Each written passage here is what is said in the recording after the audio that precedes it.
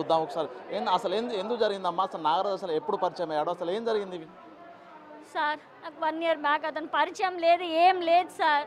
నా వెంట లవ్ చేస్తా అని పడేటోడు సార్. లవ్ చేస్తా అని పడి నన్ను మరుగు మందు పెట్టి హైదరాబాద్ తీసుకువెళ్ళి సార్.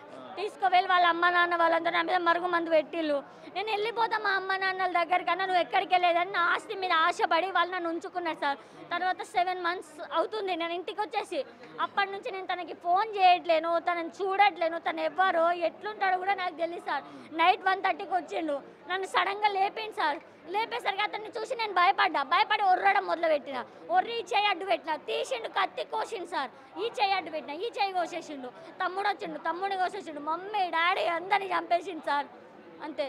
ఆ సమయంలో అసలు అతను వచ్చిన సమయం లోపల మీ తల్లిదండ్రులు నిద్రలో ఉన్నారా? అసలు నేను ఒర్రడం చూసి వాళ్ళు భయపడి లేవడం, వాళ్ళు లేచి వాళ్ళు పట్టుకుంటాను, ఏడగనబడతాను సార్. ఏడబడితే ఆడ నేను నరుకుతాడు. అంతే. వాడు నేను ఒక్కటే, మీరు అన్ని లైవ్లలో ఇచ్చుకోండి సార్. వాడి కుటుంబంతో సహా చంపేస్తా. వాడి చెల్లెల్ని, వాడి తమ్ముళ్ళని, వాడి పిన్నిని, వాడి బాబాయిని, వాడి పిన్ని పిల్లల్ని కూడా చంపేస్తా. అంతే. నన్ను ఏ పోలీసు వాళ్ళు ఇన్వాల్వ్ అవ్వాల్సిన అవసరం లేదు. సుబేదారి పోలీస్ 3500 లంచం తీసుకొని నన్ను వాళ్ళతో హైదరాబాద్ పంపించింది సార్. లంచం తీసుకొని సుబేదారి పోలీస్ స్టేషన్లో మా మమ్మీ వాళ్ళు కేసు పెడితే లంచం తీసుకొని నన్ను వాళ్ళతో పంపించిండు. అయినా నేను చింతపేటకు వచ్చి మా మమ్మీ వాళ్ళతో ఉండిపోయినా. ఏ పోలీస్ ఇన్వాల్వ్ అవ్వాల్సిన అవసరం లేదు, నేనే చంపేస్తా.